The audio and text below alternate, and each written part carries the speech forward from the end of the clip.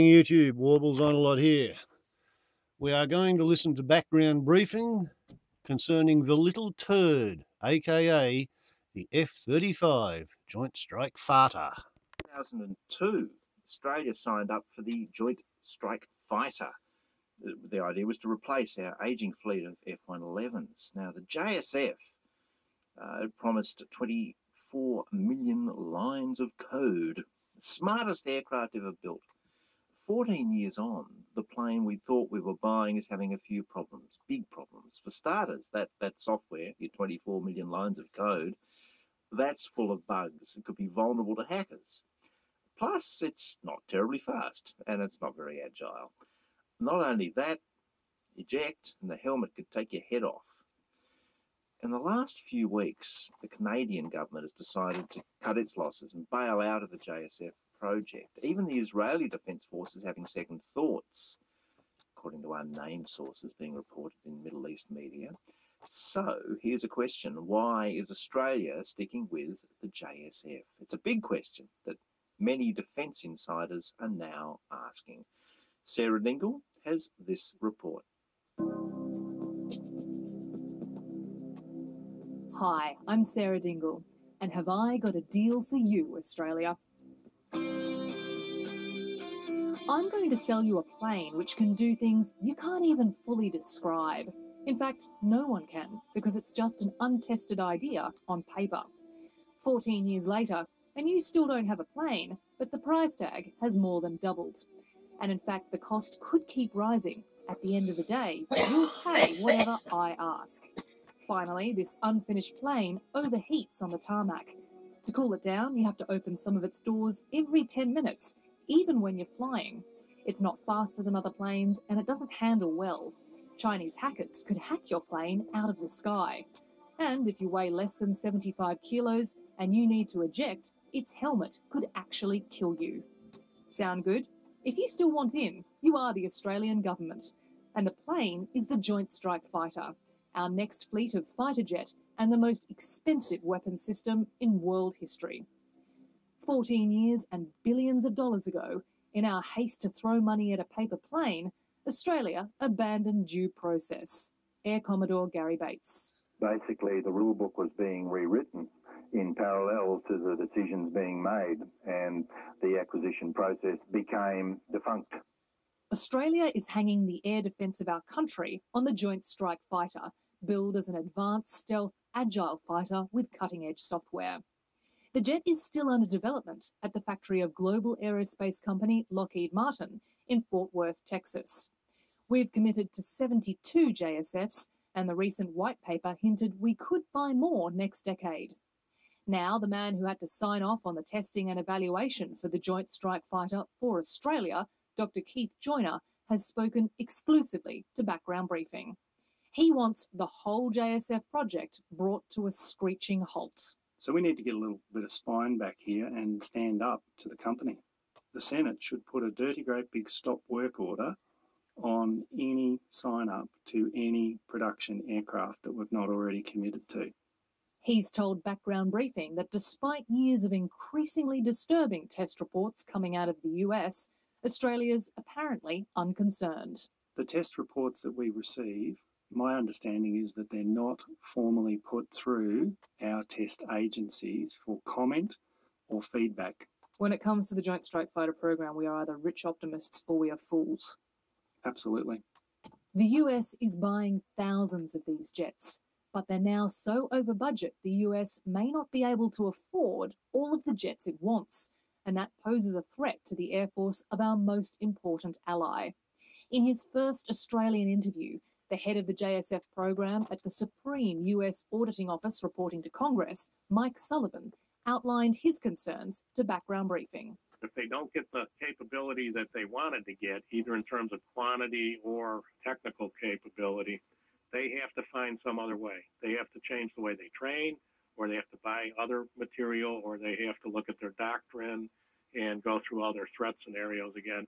A senior US Air Force strategist, Colonel Michael Petruka, has spoken out to Background Briefing, saying the US itself should pull the pin on the Joint Strike Fighter. Colonel Petruka is a serving officer, but is speaking here in a personal capacity. I'd drop it like a hot rock. That's exactly what the Canadians have now done. Colonel Petruka says even the Pentagon top brass have questioned the plane and the unusual way in which it was commissioned. Our own leadership in the building has called this acquisition malpractice. And there's just a point at which you can't effectively field something that you haven't completed the tests on. And Background Briefing can reveal the manager of Australia's Joint Strike Fighter program, RAAF's Air Vice Marshal Deeble, is unsure how many of Australia's jets are currently in production. He's being whispered the answers here by US Lieutenant General Chris Bogdan. No more than 16 aircraft. But you're not sure how many? I'm not. We will get you the answer specifically about that. We'll take that on notice. Today on Background Briefing, defence insiders question the wisdom of Australia's Joint Strike Fighter purchase and ask, can we get out?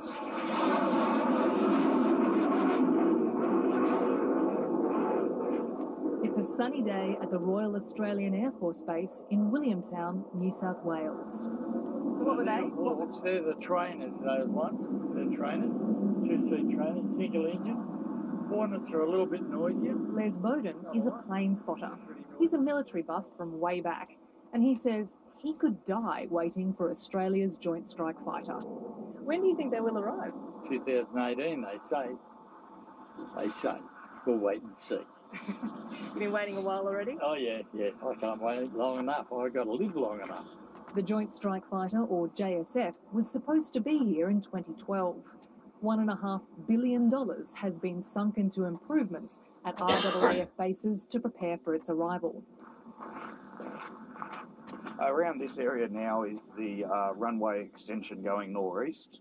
Chris Doohan works for JSF defence contractor BAE Systems, but today he's speaking in his other role as a local councillor. I look forward to it. It's going to be a great thing when it's fully there.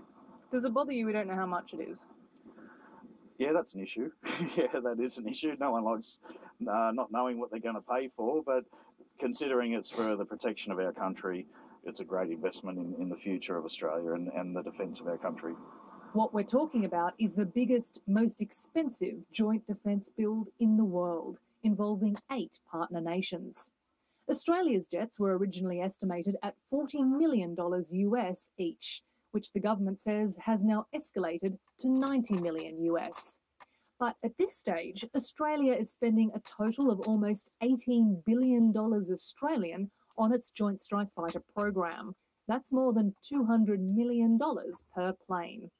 Despite it being the most expensive military item we've bought so far, it never went to tender. 1998 in Australia. Ricky Martin's at the top of the charts. John Howard wins a GST election. And inside the Department of Defence, people are starting to worry about Australia's ageing fighter jets. We were going to need about 100 new planes. There were 2 American jets still in development. One of them was the JSF and the other was the F-22. But the F-22 wasn't for sale. In 1998, Paul Barrett was Australia's Secretary of Defence. The discussion was around the F-22 or the F-35, the Joint Strike Fighter. One is designed specifically to be better than anything else in the air in combat, and the other is designed to be an effective multi-purpose aircraft. The Joint Strike Fighter was designed to do a bit of everything. The other jet, the F-22, was explicitly designed for air superiority, basically to win. The previous year, the US had passed a law banning the export of F-22s. And the Defence Attaché expressed the opinion that the Americans simply wouldn't sell us the F-22. The Americans regarded that would be their jewel in the crown. I pricked up my ears at that because I felt if that was a candidate aircraft for us, we ought to test the idea that it would not be available to us. We're a very good and reliable ally. Why can't we buy this aircraft? Did we really press the US on the F-22s? Not that I'm aware of, no. What did they offer us instead? Well, F-35 was the alternative. The F-35 was the Joint Strike Fighter. Around that time, federal Liberal MP Dennis Jensen was a defence analyst with the Defence Science and Technology Organisation. He's in no doubt as to which is the better plane. Well, the F-22 absolutely spanks the JSF. The Americans were actively encouraging other nations to sign up to the Joint Strike Fighter, which at that stage was still on paper. Dennis Jensen. The US had this program. They probably realised that it was going to be expensive. It also reduces costs for the US if there are more total airframes sold. So this was a way for the US to get that capability more cheaply themselves. At the time, there was major upheaval within Australia's Defence Department. In 1999, the then Defence Minister John Moore declared he'd lost confidence in Secretary Paul Barrett and sacked him. By Christmas 2000, Air Commodore Gary Bates recalls the Defence Minister telling his troops he'd just boosted defence spending and that they should toughen up. We had a direction that there was to be no more bad news. Who said to you, don't give us any more bad news? The Minister.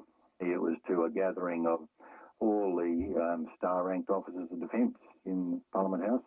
Air Commodore Gary Bates was the then Director General of Aerospace Combat Systems in the Defence Materiel Organisation.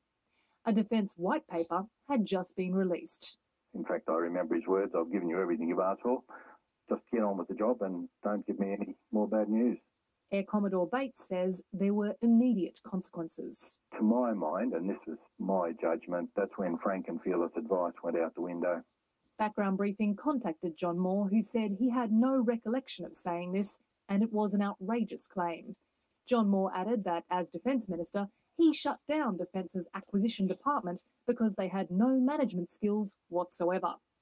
The Acquisition Department included Gary Bates, who was on the team which ran the process to select a new jet for Australia. It was his job to ask big aircraft manufacturers to throw their hat into the ring. Well, at the end of 2001, we had just reached the stage of putting out our requests for expressions of interest from the major aircraft manufacturers around the world. Those letters were signed off by me in, I believe it was November. 7 expressions of interest in providing the next fighter jet for Australia came back, and they were locked away unread until the submission period finished at the end of January 2002. Gary Bates had left the DMO 1 month before, but he says those expressions of interest were never analysed. There was no comparative analysis of the expressions of interest. How do you know there was no comparative analysis done of all those responses you received? Because I asked. And I was told by some of my former colleagues that no, that did not occur. Gary Bates says it didn't occur because apparently the rules had changed. Basically, the rule book was being rewritten in parallel to the decisions being made, and the acquisition process became defunct. Outside of the tender process, Australia had another offer. We were invited to sign up to the development phase of the JSF at a cost of $302 million, an initial stake which would supposedly mean we could buy cheaper planes later on. The more nations signed on, the cheaper the jets would be overall for the US and other smaller customers. Documents released under Freedom of Information show that in March 2002, Australia's Defence Capability and Investment Committee considered the pros and cons. The cons included not enough information to know whether this paper plane could actually replace our existing fighters, and that buying a stake would effectively end the competition process we'd just begun, quote, possibly to Australia's disadvantage. The pros included, quote, a more favourable view of Australia may be generated in the US defence community. The committee concluded that buying a stake is not recommended at this time. But 3 months later, in June 2002, we were in. For the head of the Air Force, Air Marshal Angus Houston, it's almost as if all his Christmases have come at once. It's a great day for the Royal Australian Air Force. Air Marshal Houston has managed to get the government to commit to a plane that is still being developed and is thus an unknown quantity. It wasn't just Australian bureaucrats worried about this unknown quantity. The US Government Accountability Office is the state's supreme auditing agency, which investigates and reports to Congress on how taxpayers' dollars are being spent. Michael Sullivan is the head of the GAO's Defence Weapons System Acquisition Program. Okay, here endeth part one. I'll be back as soon as I can with part two.